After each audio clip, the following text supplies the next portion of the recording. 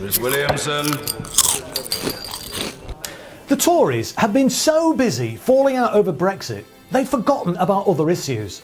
So the PM made a speech about housing on Monday from what looked like the inside of a Victorian chimney. Typical Theresa was heavy on rhetoric but light on policy.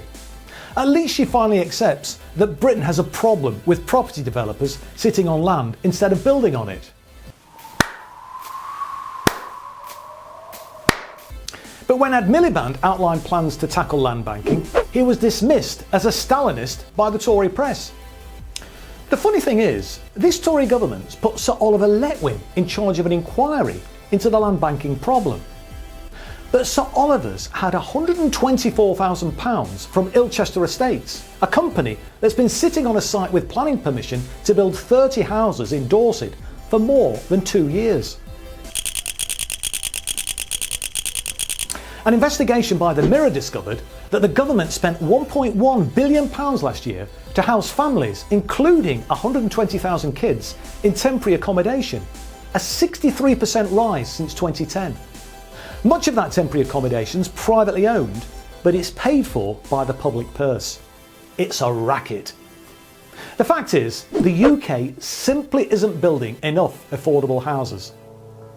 If it was a Labour politician in front of that brick wall, the speech might have gone something like this.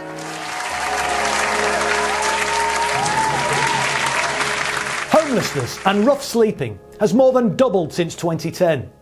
The amount of money spent on housing benefits has spiralled to more than £24 billion, much of it given to private landlords. Council house building is at its lowest since records began.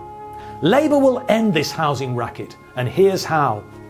We're going to build 500,000 new council houses, offering rents lower than in the private rented sector. And the construction costs will be paid for by the rental stream. That'll provide the affordable homes that people need, create hundreds of thousands of new jobs, and cut the housing benefit bill too. Simple, isn't it? But we can only do it with your support. If you like this video, please share it. If you've got something to say, comment below and I'll do my best to reply.